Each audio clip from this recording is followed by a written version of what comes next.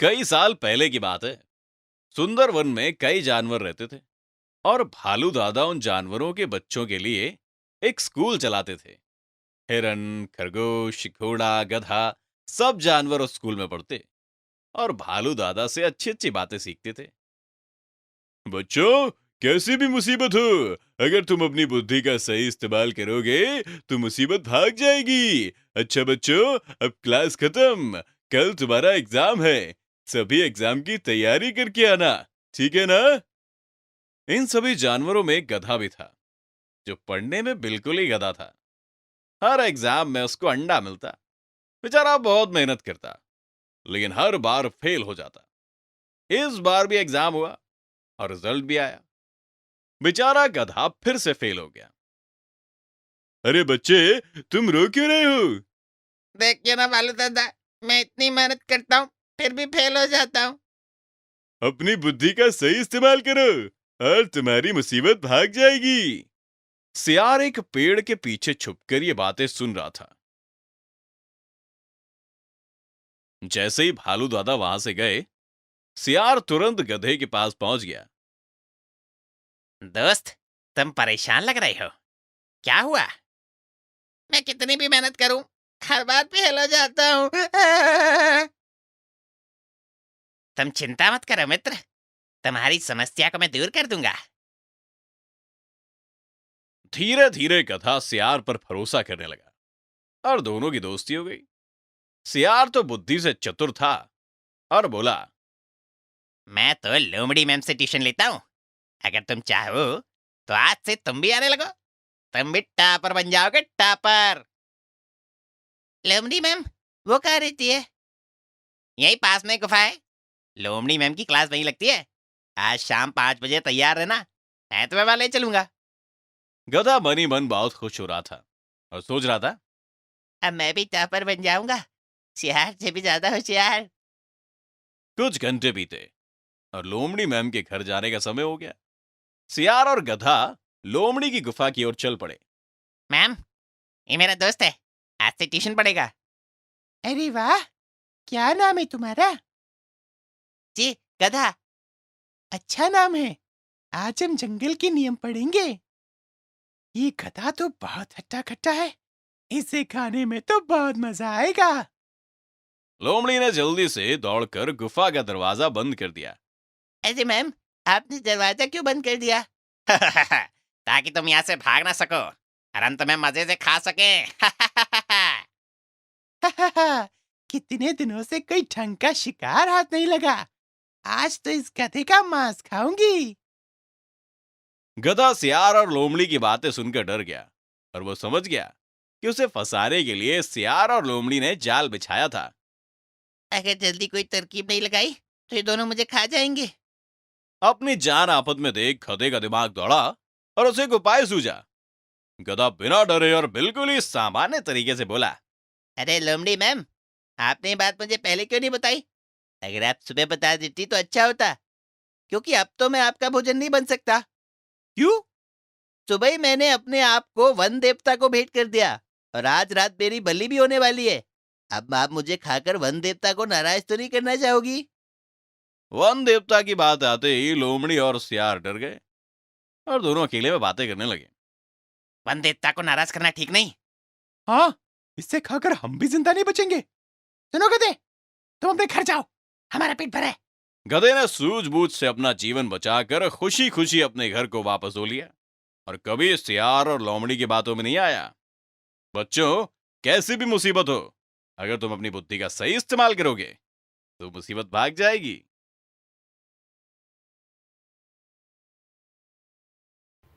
नियम तोड़ने वाली लोमड़ी। एक घना जंगल था। वहां जंगल का राजा शेर अपने सभी नियम और शासन से सभी जानवरों की अच्छे से देखभाल करता था और जो भी प्राणी उसके नियमों का पालन नहीं करेंगे उन्हें वो एक गुफा में कैद करके रखता था। शेर राजा उन्हें तब तक नहीं छोड़ता था जब तक उन्हें अपनी गलती का एहसास ना हो। बंदर और लोमड़ी बहुत अच्छे दोस्त थे। लेकिन लोमड़ी ही एक ऐसी थी जिसने बार बार जंगल के राजा के नियम तोड़कर बहुत बार सजा भुगती थी। लेकिन बंदर सभी नियमों का अच्छे से पालन करता था और दिन भर मस्ती करता फिरता था। लोमड़ी अपनी चालाकी से नियमों को तोड़ती थी, ये बात उसे पता नहीं थी। एक दिन बंदर को लोमड़ी की तरफ से एक पत्र आया जिसमें लिखा था,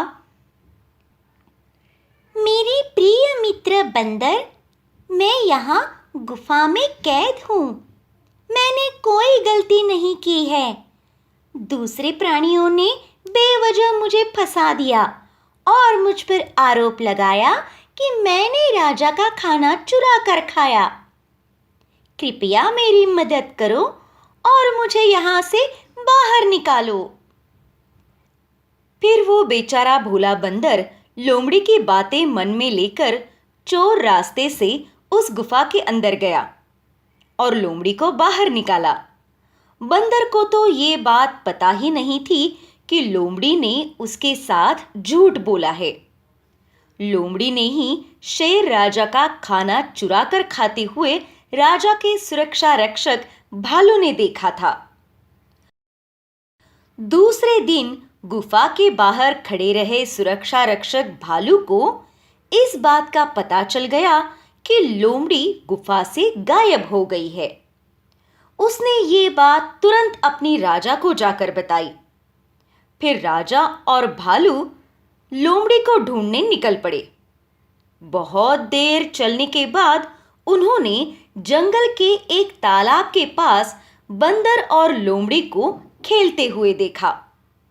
लोमड़ी ने जैसे ही शेर राजा और भालू को आते देखा, वैसे वो वहां से भाग गई और वो बेचारा बंदर अकेला ही वहां पर रह गया। भालू लोमड़ी का पीछा करने गया और यहाँ शेर राजा बंदर के साथ था। बंदर तो बेचारा बहुत घबरा गया था। क्या करे क्या ना करे उसे कुछ समझ में नहीं आ रहा था। शेर राजा को बंदर के मुंह से ही पता चल गया कि बंदर बहुत डरा हुआ है। वो बंदर की तरफ आगे बढ़ा और प्यार से पूछा, क्या तुम लोमड़ी को अच्छी तरह से जानते हो? राजा की प्यार भरी आवाज सुनकर बंदर तो आश्चर्यचकित हुआ और उसने कहा, मैं और लोमड़ी बहुत अच्छे दोस्त हैं।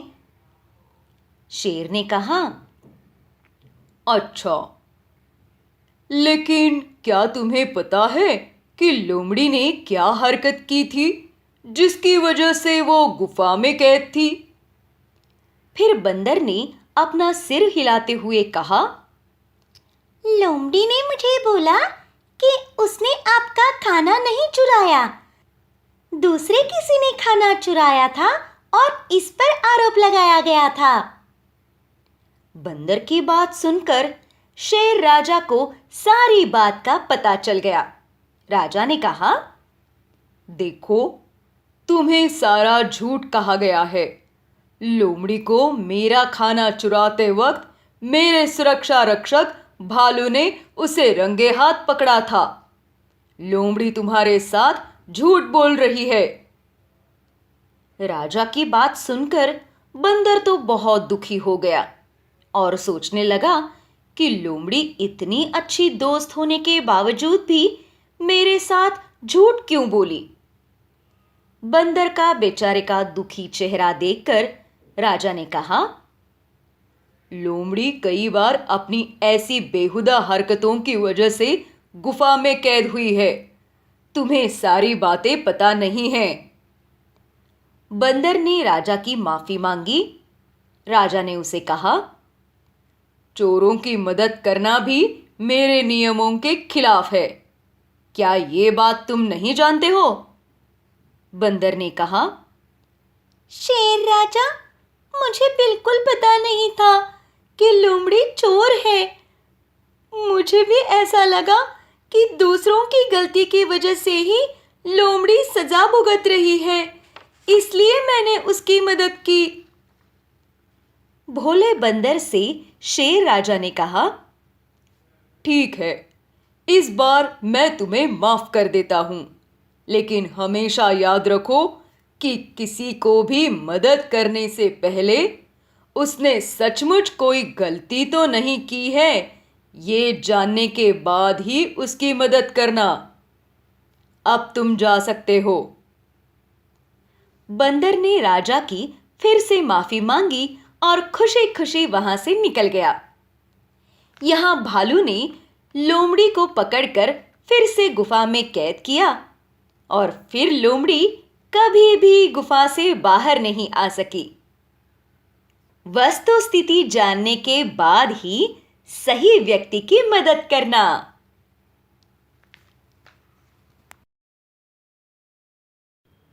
एक घना जंगल था। उस जंगल में सारे जानवर बड़े प्यार से रहते थे, मिलजुल कर खेलते थे और एक दूसरे की मदद भी करते थे। उस जंगल में ही पानी का तालाब था। वहां पानी पीने के लिए भी सभी जानवर एक साथ ही चले जाते थे। उस जंगल में एक घोड़ी और उसका बच्चा रहता था। उस घोड़े के बच्चे का पैर जन्म से ही कमजोर था। वो जोर से भाग नहीं सकता था। वो घोड़ा अब बड़ा हो गया था। जंगल के सारे जानवर उससे बड़े प्यार से बात करते थे, सिवाय एक लोमड़ी के। लोमड़ी हमेशा उसके पास जाकर उसके पैर का मजाक उड़ाती थी। लंगड़ा घोड़ा कहकर उस पर हंसती थी।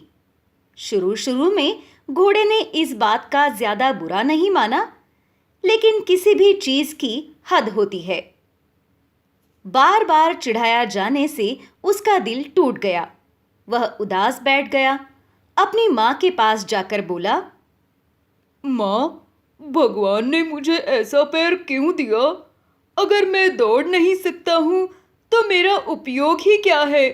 देखो, सब मुझे कितना चिढ़ाते हैं। अब मुझे यहाँ नहीं रहना चाहिए। मैं इस जंगल को हमेशा हमेशा के लिए छोड़कर जा रहा हूँ। ऐसा कहकर वो अपने रास्ते चल पड़ा। कुछ ही दूर जाने के बाद पीछे से एक भारी भरकम आवाज आई। घोड़े ने पीछे मुड़कर देखा। वहां जंगल का राजा शेर उसे कुछ कह रहा था। देखो, तुम यहां से मत जाओ। हमें तुम्हारी जरूरत है। वो तुम ही हो जो हमारे लिए जंगल के सभी पेड़ से फल तोड़कर हम सबको बांटते हो। चिड़िया को अपनी पीठ पर बिठाकर जंगल की सैर कराते हो। अपने बूढ़े हाथी के लिए घास और पानी लाकर देते हो। ये काम तुम्हारे सिवाय और कोई नहीं करता। तुम इन सब की इतनी सेवा करते हो, तुम्हारी जगह कोई और नहीं ले सकता। तुम मत जाओ। शेर की बात सुनकर घोड़ा खुश तो हो गया, लेकिन लोमड़ी की बार बार चिढ़ाने की आदत को याद कर वो दुखी हो गया। उसने शेर राजा को कहा, राजा जी, आपकी बात सुनकर मुझे बहुत अच्छा लगा कि मैं आप सबके काम आता हूँ, लेकिन वो लोमड़ी हमेशा मुझे लंगड़ा घोड़ा कहकर चिढ़ाती है और उसकी इस बातों से मैं दुखी हो जाता हूँ। शेर को घोड़े का जंगल छोड़ने का कारण पता चल गया। दूसरे दिन शेर ने लोमड़ी को और जंगल के सभी जानवरों को बुलाया। घोड़ा और उसकी मां भी वहां उपस्थित थी। शेर ने लोमड़ी को कहा, लोमड़ी, तुम घोड़े को क्यों चिढ़ाती हो? तुम तो जंगल में कुछ काम करती नहीं हो। बस इधर की बातें उधर करना, वही तुम्हारा काम है। कभी तुमने उस बूढ़े हाथी की मदद की है? क्या कभी तुमने पेड़ के फल तोड़कर सब में बांटे हैं? क्या कभी तुमने अपनी छोटी चिड़िया को पीठ पर बिठाकर उसे जंगल की सैर कराई है? बोलो, चुप क्यों हो? राजा की बात सुनकर लोमड़ी चुप हो गई। शेर ने कहा, देखो लोमड़ी, कभी भी किसी के शारीरिक व्यंग पर हंसना नहीं चाहिए, ना ही उस बात से उसे चिढ़ाना चाहिए। हर किसी के अंदर कुछ ना कुछ खास बात जरूर होती है। दूसरों के अंदर की कमियां ढूंढने के बजाय उनके अंदर की खूबियां देखो। लोमड़ी को अपनी गलती का एहसास हो गया। उसने उस घोड़े की माफी मांगी। सब जानवर बहुत खुश हो गए। घोड़े की माँ भी बहुत खुश हो गई और घोड़ा भी बहुत खुश हो गया कि खुद की कमजोरी होने के बावजूद भी जो दूसरों के लिए काम निस्वार्थ रूप से करता था, वही बात उसकी ताकत बन गई। मैं सबके काम आता हूं, इस भावना से वो बड़ा खुश हो गया और अपनी मां के साथ चला गया। उसके बाद लोमड़ी ने उस घोड़े को कभी नहीं चिढ़ाया। तो बच्चों, ध्यान में रखिए, किसी की कमजोरियां देखने के बजाय उसकी खूबियां देखनी चाहिए।